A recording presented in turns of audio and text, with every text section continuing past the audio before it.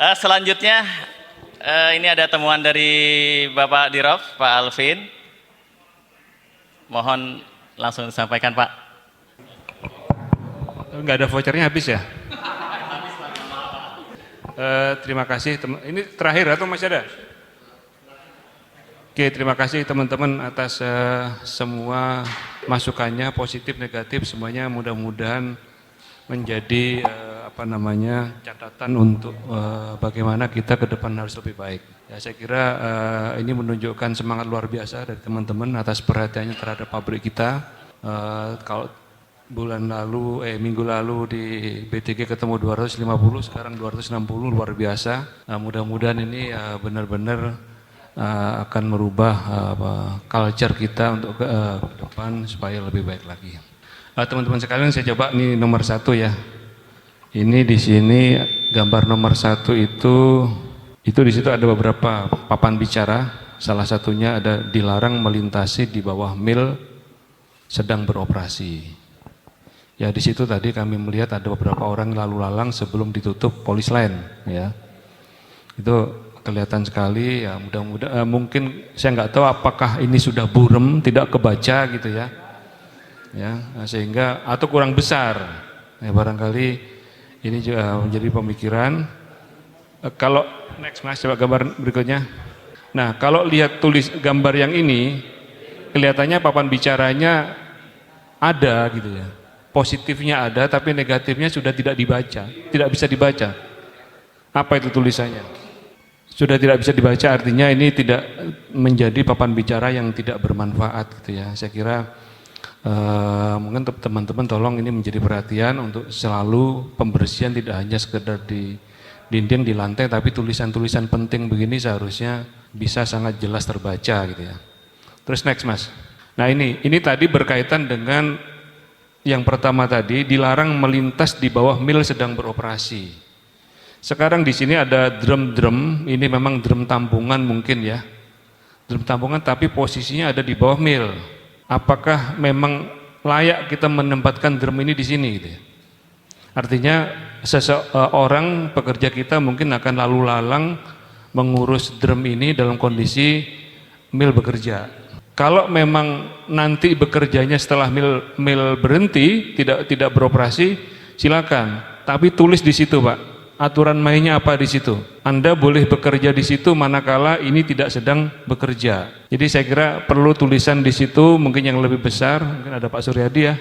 Jadi sehingga ini menjadi kehati-hatian untuk kita tidak bekerja di tempat yang berbahaya. Nah ini ada 2 gambar, ini dan setelahnya Mas.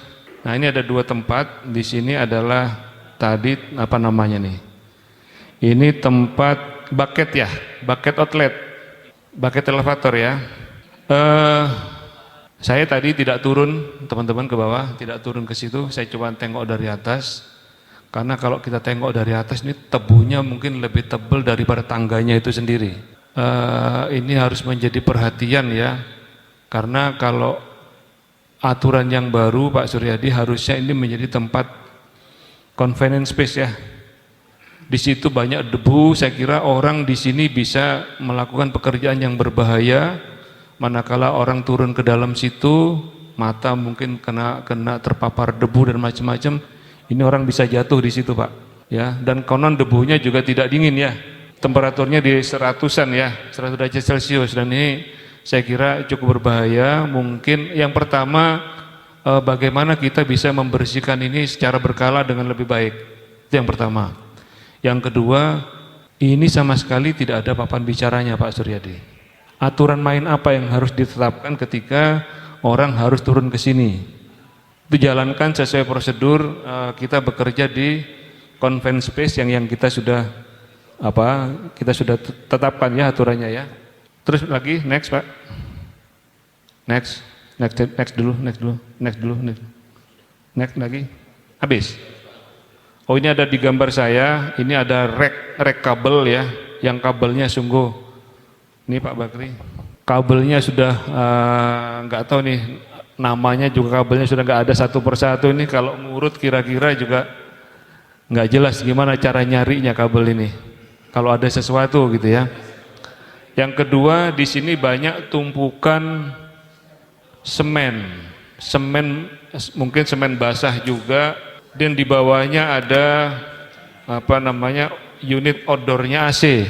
Nah ini kalau semen ini runtuh, jatuh, reknya nggak kuat lagi menampung, akan terjadi property damage Pak. Ya paling tidak merusak dan juga mungkin mengacaukan kabel-kabel yang ada di sekitar situ. Barangkali nanti pada kesempatan overhaul barangkali tolong ini diupayakan menjadi lebih bersih lagi gitu ya. Terus yang terakhir Pak Gatot sebelumnya itu sama ya 2 ya. Ini di ruang di ruang kontrol ya. Di ruang kontrol saya menemukan ada beberapa motor listrik ini. Ada 5 kalau nggak salah ini. Saya tidak tahu ini masih dipakai apa tidak ya. Tetapi kalau ini memang apalagi masih dipakai, seharusnya tempatnya tidak di sini Pak. Ya, mungkin ada gudangnya tersendiri, di situ ada katalognya dan macam-macam, sehingga ketika kita mencari tentunya akan mudah. Kalau begini saya nggak tahu siapa yang tahu barang-barang ini ada di sini. Ketika kita butuh nanti gampang saja, udah beli baru. Karena apa? Yang punya data nggak tahu, nggak laporan gitu. Jadi hanya dia simpen sendiri, apalagi lagi cuti orangnya, ini barangnya punya siapa, nggak ada yang tahu Pak. Dan saya nggak tahu, mudah-mudahan hanya di tempat ini saja, di tempat control room ini saja banyak barang tercecer. Nah, kalau ada barang-barang semacam ini atau sejenis yang lain tersimpan di gudang-gudang yang berserakan begini, menurut saya sebaiknya dirapikan, ditertibkan dan dicatat Pak, itu yang paling penting. Ya, ini sebetulnya masih inventaris ya Pak. Ya, saya kira itu mungkin beberapa temuan yang saya yang saya dapatkan tadi. Di samping mungkin teman-teman yang sudah temukan, saya kira kita tidak mencari-cari kesalahan teman-teman sekalian. Intinya kita ingin membenahi bersama-sama bagaimana pabrik kita pabrik yang nyaman untuk tempat kita bekerja gitu ya, nyaman dan aman ya, dan tentu dengan debu-debu tadi ya kita berharap kita perbaiki supaya ini menjadi tempat yang sehat juga bagi kita. Saya kira demikian ya, mungkin dari saya. Mungkin kalau masih ada dari yang lain silakan. Oke, kalau saya kembalikan ke teman-teman. Terima kasih banyak Pak Dirob sudah menyampaikan temuannya, baik temuan yang negatif dan yang positif. Silakan Pak Bakri. Izin Pak Dirob, temuan saya positif negatif. Cuma satu yang saya share negatifnya saja. Yang positifnya saya temukan dompet. Mungkin jadi bahan perhatian buat timnya Pak Asrizal dan Pak Dino. Dengan kita semua. Coba lihat. Sambil menunggu gambar, kita ada alat transfer untuk pembawaan klinker. Yang di atas tuh. Masih ingat itu? Di atas. Ya Pak Dino, Pak Arinto. Kalau tidak salah itu dibangun tahun 90 sekian. Kalau klinker mentah dibuang lewat atas. Fungsinya ketika operasi Kilian 23 mentah dibuang keluar. Nah ada 2 solusi. Sekarang itu kondisinya sangat-sangat tidak aman karena saya melihat sudah karatan di mana-mana. Sementara di bawahnya ada jalur transportasi keluar masuk dan sangat berpotensi ketika terjadi crack dan sebagainya sangat berbahaya. Ada 2 solusinya Pak. Solusi yang pertama, kalau memang itu masih dibutuhkan maka perlu penguatan, perlu dilakukan penguatan karena sudah ada gambar bosku. Sentimen ini kalau begini, sentimen. Nggak bisa pakai ada voucher lagi. Ya, tapi saya rasa teman-teman sudah copy semua, khususnya Pak Haryanto, Pak Irsan, coba lihat itu Pak Irsan, areanya Bapak juga kan. Kalau memang tidak dibutuhkan lagi, kita lepas saja. Tapi kalau memang ada potensi Kilian 2 dan 3 akan operasi ke depan, maka lakukan penguatan. Itu tidak bisa ditawar-tawar Pak, jangan ditunggu lagi, segera Pak, as soon as possible. Kenapa? Jangan sampai rubuh, apes ada mobil lewat di bawah, hancur. Jadi segera mungkin Pak, kalau saya sih kalau memang tidak ada waktu dekat, penguatan saja. Pak, ini Pak Sri Salada, dibantu ya. Ah ini dia Pak, ini dia Pak.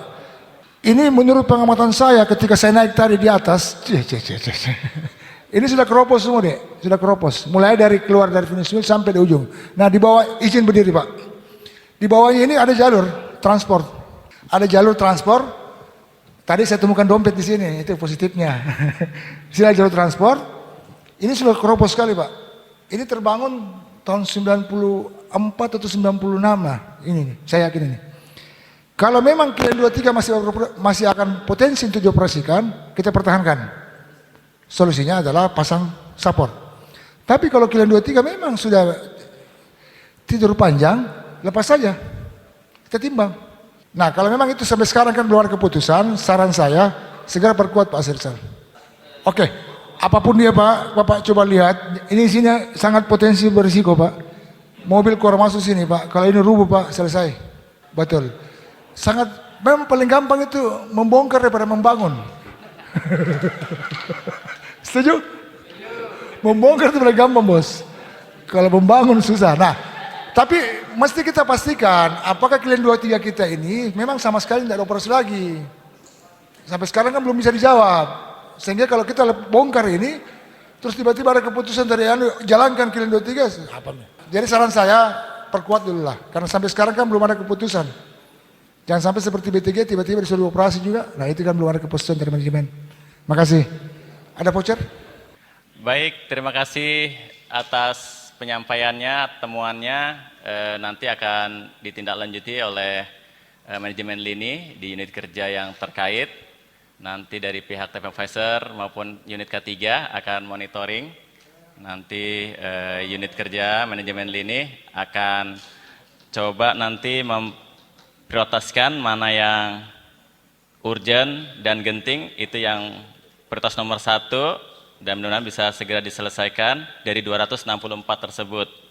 Hasilnya nanti kalau yang BTG kemarin jam kedua langsung ditindaklanjuti. Mereka iya betul Pak JM, nanti kita lihat dulu apakah pekerjaan itu bisa segera dilakukan, yang bisa dilakukan segera dilakukan, yang butuh waktu untuk persiapan, nah mungkin itu nanti perlu dimonitor sama-sama nanti. Iya, iya betul Pak Saparino. Salah satu penilaian di skor TPM itu adalah abnormalitas. Jadi temuan GmbH ISOT ini salah satu dari bentuk temuan abnormalitas Pak. Jadi seberapa persen closing itu poinnya ada dari 0 sampai 5 Pak poinnya untuk closing abnormalitas.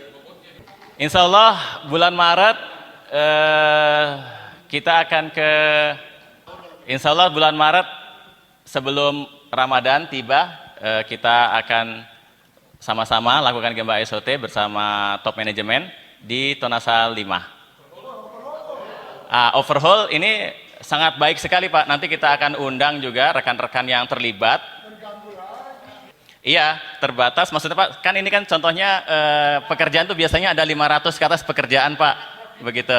Jadi nanti kita bagi 3 orang per kelompok, jadi kita bisa mengobservasi tindakan tidak aman juga dari mitra-mitra yang bekerja Pak. Dari crusher sampai finish mill, nanti kita bagi.